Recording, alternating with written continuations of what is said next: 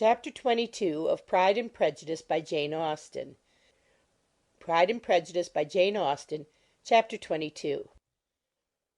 The Bennets were engaged to dine with the Lucases, and again, during the chief of the day, was Miss Lucas so kind as to listen to Mr. Collins. Elizabeth took an opportunity of thanking her. "It keeps him in good humour," said she, "and I am more obliged to you than I can express." Charlotte assured her friend of her satisfaction in being useful, and that it amply repaid her for the little sacrifice of her time. This was very amiable, but Charlotte's kindness extended farther than Elizabeth had any conception of. Its object was nothing else than to secure her from any return of Mr. Collins's addresses by engaging them towards herself. Such was Miss Lucas's scheme, and appearances were so favourable that when they parted at night she would have felt almost secure of success if he had not been to leave Hertfordshire so very soon.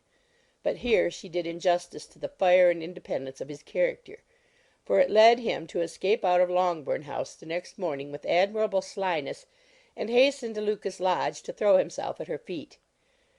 He was anxious to avoid the notice of his cousins, from a conviction that if they saw him depart they could not fail to conjecture his design, and he was not willing to have the attempt known till its success might be known likewise; for though feeling almost secure, and with reason, for Charlotte had been tolerably encouraging, he was comparatively diffident since the adventure of Wednesday. His reception, however, was of the most flattering kind. Miss Lucas perceived him from an upper window as he walked towards the house, and instantly set out to meet him accidentally in the lane. But little had she dared to hope that so much love and eloquence awaited her there. In as short a time as Mr. Collins's long speeches would allow, everything was settled between them to the satisfaction of both; and as they entered the house, he earnestly entreated her to name the day that was to make him the happiest of men; and though such a solicitation must be waived for the present, the lady felt no inclination to trifle with his happiness.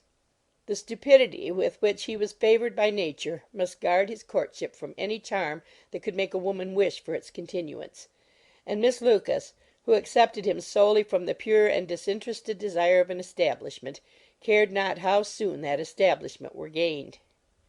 Sir William and Lady Lucas were speedily applied to for their consent, and it was bestowed with a most joyful alacrity.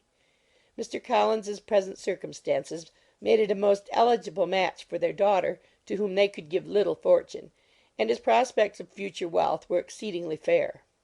Lady Lucas began directly to calculate, with more interest than the matter had ever excited before, how many years longer Mr. Bennet was likely to live, and Sir William gave it as his decided opinion that whenever Mr. Collins should be in possession of the Longbourn estate, it would be highly expedient that both he and his wife should make their appearance at St. James's.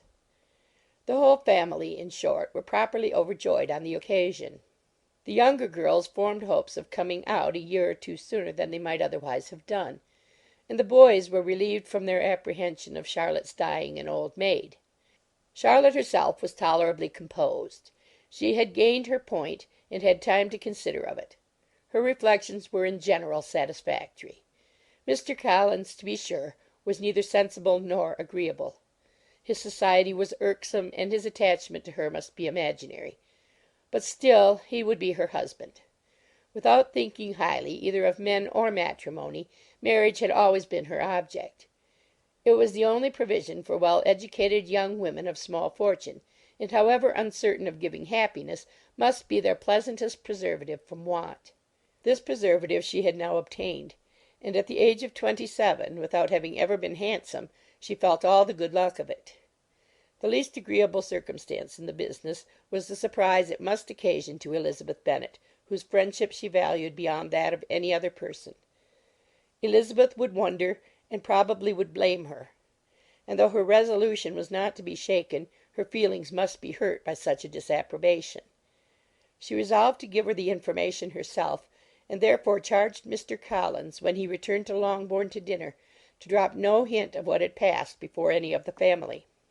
A promise of secrecy was of course very dutifully given, but it could not be kept without difficulty, for the curiosity excited by his long absence burst forth in such very direct questions on his return as required some ingenuity to evade, and he was at the same time exercising great self-denial, for he was longing to publish his prosperous love.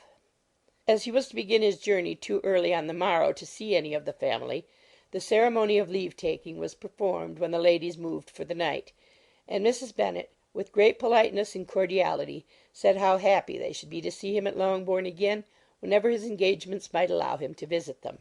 "My dear madam," he replied, "this invitation is particularly gratifying, because it is what I have been hoping to receive, and you may be very certain that I shall avail myself of it as soon as possible." They were all astonished, and Mr. Bennet, who could by no means wish for so speedy a return, immediately said, "But is there not danger of Lady Catherine's disapprobation here, my good sir? You had better neglect your relations than run the risk of offending your patroness."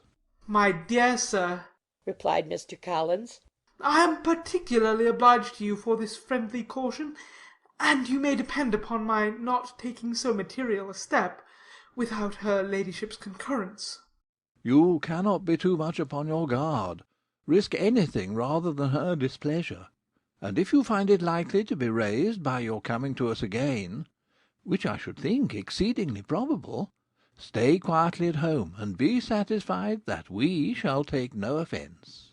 "Believe me, my dear sir, my gratitude is warmly excited by such affectionate attention, and depend upon it you will speedily receive from me a letter of thanks for this, and for every other mark of your regard during my stay in Hertfordshire.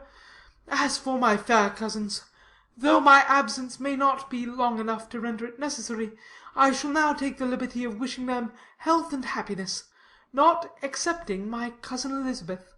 With proper civilities the ladies then withdrew, all of them equally surprised that he meditated a quick return.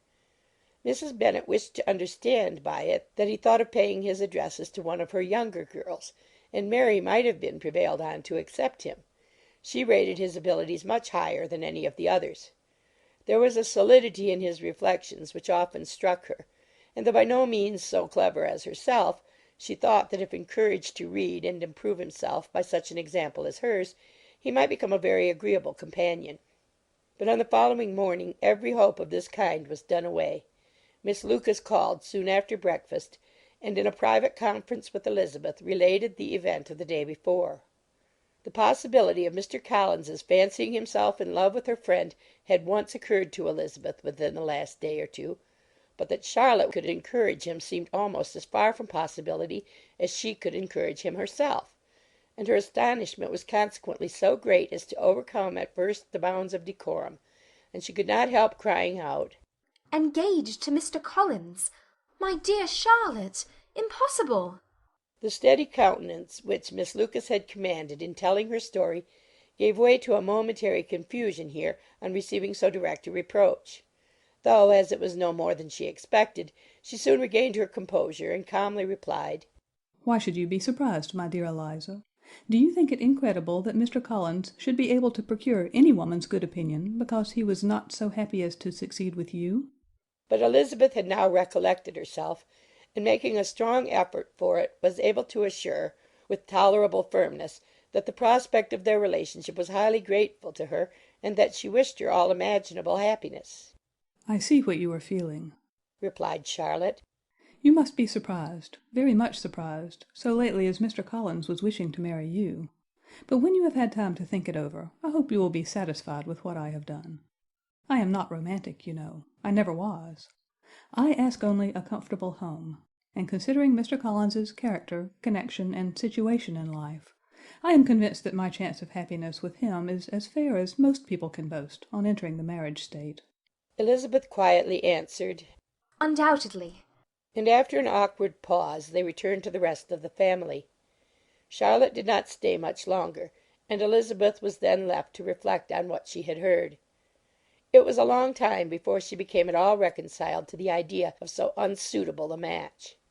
The strangeness of Mr. Collins's making two offers of marriage within 3 days was nothing in comparison of his being now accepted.